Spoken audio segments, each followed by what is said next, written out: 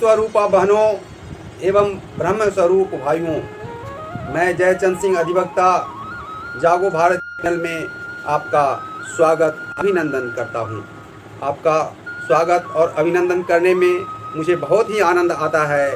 लगता है मानो मैं साक्षात लक्ष्मी नारायण का स्वागत अभिनंदन कर रहा हूं।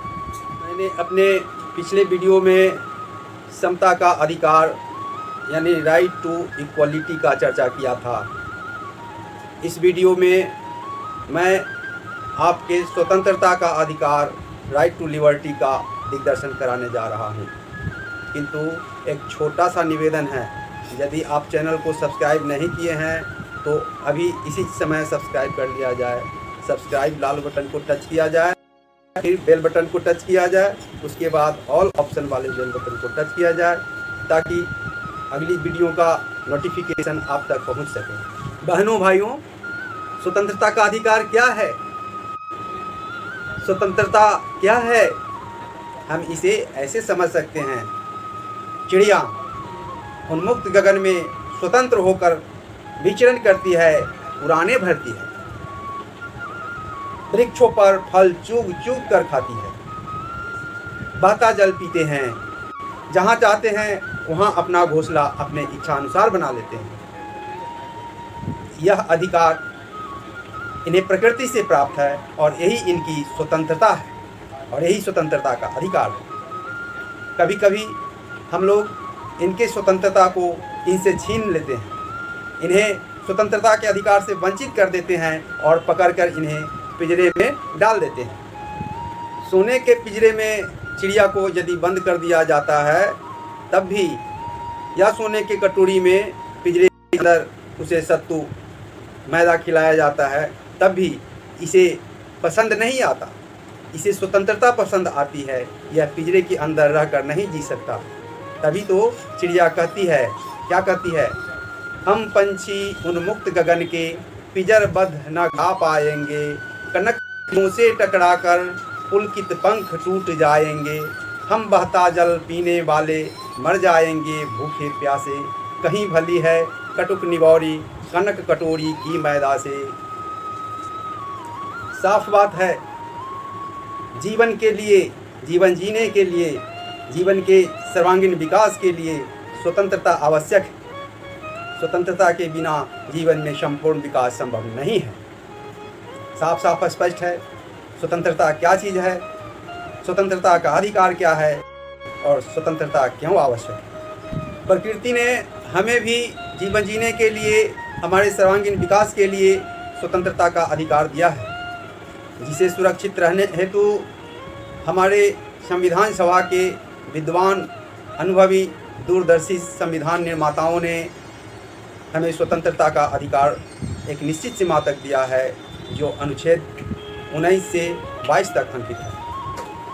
अनुच्छेद 19 के अनुसार हमें यानी सभी नागरिकों को बोलने और अपने विचारों को व्यक्त करने, अभिव्यक्त करने की स्वतंत्रता है। शांतिपूर्ण, बिना हथियार, बिना आयुध के सभा सम्मेलन करने की स्वतंत्रता है। हमें संघ या सहकारी समिति बनाने की स्वतंत्रता है। भारत के राज्य क्षेत्र में कहीं भी अबाध रूप से, निर्बाध रूप से संचरण करने की स्वतंत्रता है। हम कहीं भी स्वतंत्रतापूर्वक आ जा सकते हैं, घूम सकते हैं। भारत के राज्य क्षेत्र में कहीं भी हमें निवास करने की स्वतंत्रता है, कहीं भी हम घर बनाकर रह सकते हैं, कोई भी जीविका, उपजीविका अपना सकते हैं, कोई भी व्यवसाय, कारोबार कर सकते हैं। किंतु यह व्यवस्था राज्य को राष्ट्र की एकता, अखंडता, संप्रभुता, राज्य की सुरक्षा, विदेशी राज्यों के साथ मैत्री संबंध, लोक व्यवस्था, शिष्टाचार या सदाचार के हितों में या न्यायालय अवमानना, मानहानि या अपराध उद्दीपन के संबंध में कानून बनाने से नहीं रोक सकती है। अनुसूचित जाति, अनुसूचित जनजाति के हित में उचित कानून बनाने से नहीं रोक सकती है। अनुच्छेद 20 में अपराधों के लिए दोष सिद्धि के संबंध में संरक्षण की व्यवस्था की गई है। इसके अनुसार किसी व्यक्ति को अपराध के लिए दोष सिद्ध यानी कन्विक्टेड तब तक नहीं ठहराया जाएगा जब तक यह प्रमाणित न हो जाए कि उसने कार्य करते समय अपराध के रूप में आरोपित कार्य के जरिए किसी प्रवृत्त विधि का अतिक्रमण किया है।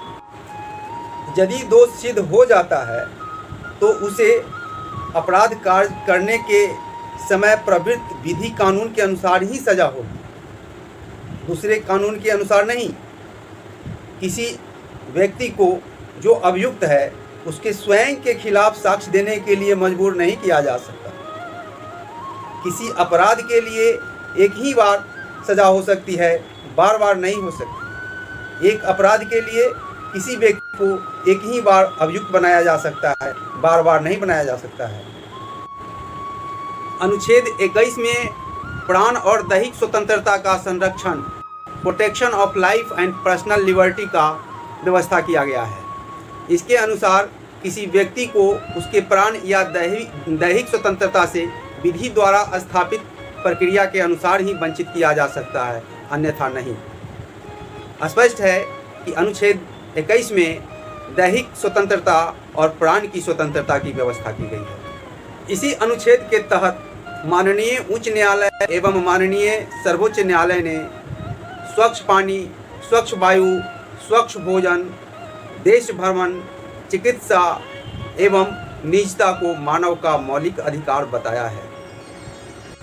अनुच्छेद 21 के तहत प्रदत्त जीवन के अधिकार में मृत्यु का अधिकार यानी मरने का अधिकार शामिल नहीं है। यदि कोई व्यक्ति जो वयस्क है अपने से भिन्न जाति, भिन्न समुदाय में विवाहित होता है या शादी करता है तो उनके माता पिता या उसकी माता पिता उन्हें बाधित नहीं कर सकते। कानूनी रूप से, वैधानिक रूप से बाधित करने का अधिकार नहीं है। अगर ऐसा करते हैं तो दुर्व्यवहार करना और परेशान करना कहा जाएगा। पुलिस जब किसी व्यक्ति को हिरासत में लेती है तो सामान्य रूप से प्रताड़ित करने लगती है, मारपीट करने लगती है।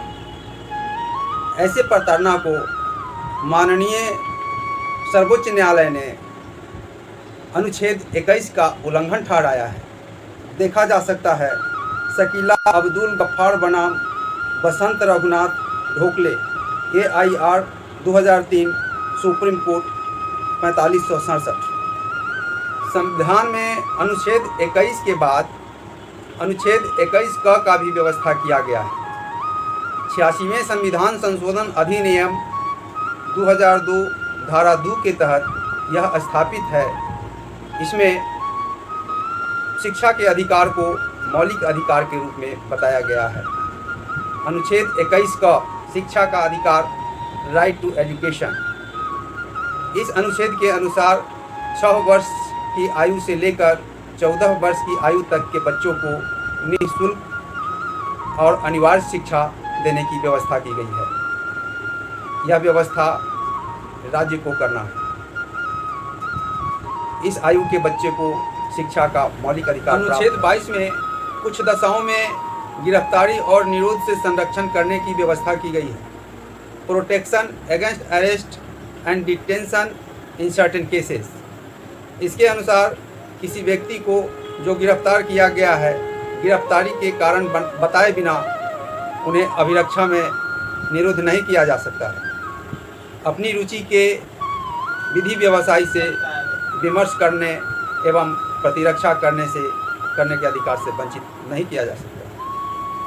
प्रत्येक व्यक्ति को जो गिरफ्तार किया गया है और अभिरक्षा में निरुद्ध किया गया है को गिरफ्तारी के समय से 24 घंटे के अंदर किसी निकटतम मजिस्ट्रेट के न्यायालय में उपस्थित किया जाना चाहिए।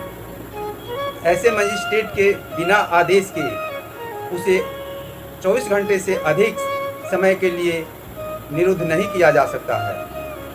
हाँ, गिरफ्तारी के समय से 24 घंटे में उपस्थित करना आवश्यक है, किंतु आवागमन में लगे हुए समय को छोड़कर 24 घंटा गिनती किया जाएगा। स्पष्ट है, यदि कोई पुलिस आपको गिरफ्तार करती है तो उससे गिरफ्तार करने का कारण पूछा जा सकता है और 24 घंटा से अधिक वो अभिरक्षा में नहीं रख सकता।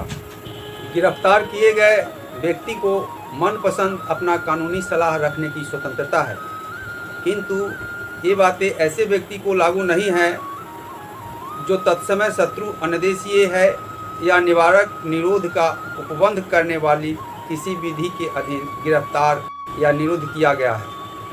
आज इतना ही। पुनः अगली वीडियो में शोषण के विरुद्ध अधिकार के साथ मिलेंगे। एक बार पुनः याद कराना चाहता हूँ, यदि चैनल को सब्सक्राइब नहीं किए हैं तो अभी सब्सक्राइब कर लिया जाए। वीडियो को लाइक, कमेंट और शेयर किया जाए ताकि जागरण का लहर अन्य भाइयों तक जाए और इसका आनंद उठा सकें। वीडियो देखने के लिए धन्यवाद। जय भारत, वंदे मातरम।